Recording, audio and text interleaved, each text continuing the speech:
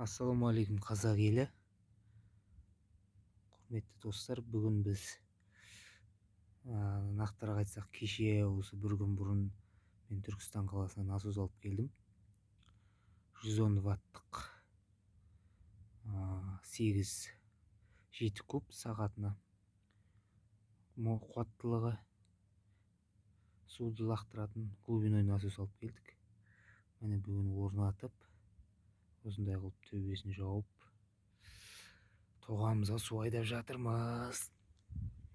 Көптен бері видео салынбады арнамызға. Соны сіздерге бір көрсетейін. Жер міне осындай қар еріп, 2022 жылдың алғашқы екінші күні қарлар еріп осындай жер лай болып жатыр ауылымызда.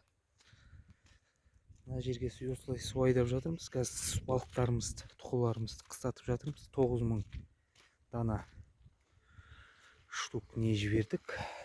Карп шабақтарын тоғамызға міне. Мына суымыз жан-жағын кеңіткен болатынбыз. Тоғамыздың қазып қуаттылығы міне осындай. Бұл әрине енді ұзақ толтырады. Мына суды шамамен бір жеті өшірмей қосамыз деп отырмыз. Құдай қаласа. Қазір тоғанның бетінде мұз осындай. Мына жерде міне кармушкамыз бар. Жақында көрсетейін. Мен жоқтан артықтау салып қойған сияқты. Мына жер кешемді кішкене бетте қалып қойыпты. Қазір айналып көрсетейін сіздерге.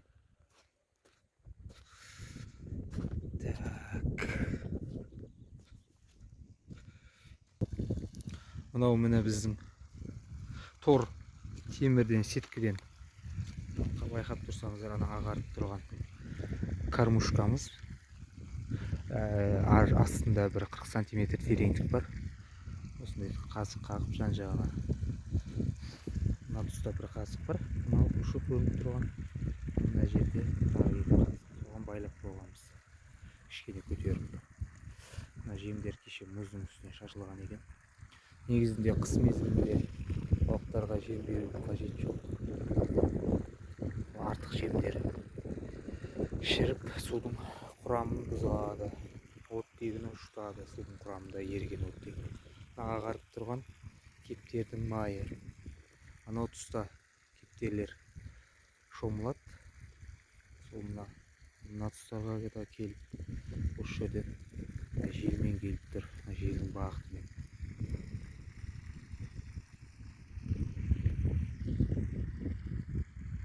Міне тоғанымыздың жағдайы қазір осындай. Сіздерге көрсетейін десем, мына кептердің ақ несі, майы бетін жауып тұр. Мына жерде қарайып, осы жерге жиналып тұрады. Тұқының шабақтары қамбаш балық питомнигінен алып келдік. Октябрь айында, қыркүйек, қазан айының соңында шамамен точно. Мына екі жағын осылайынан қаздық кішкене.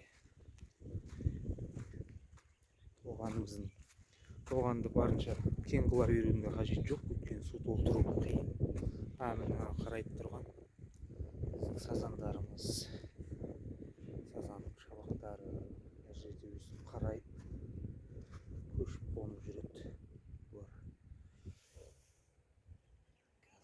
Тасатып көрейік. Міне байқасаңыздар, пішіндері өзгеріп жатыр, көшіп қонып жүр. Ана тұстан бір сазан өліпті. Мына тұстарда бір сазан өліпті, мұзға қатып. Енді ондай болады. Оны шетінен алып тұрамыз. Және сөндірілмеген әр жерге әксебеміз. Мына қарайып жылжып баратыр. Осы біздің жіберген сазанның шабақтары. Міне байқасаңыздар. Мына жерде түрет, жаңа қарайып, ары қарай кетіп баратыр. Міне сазандарымыз.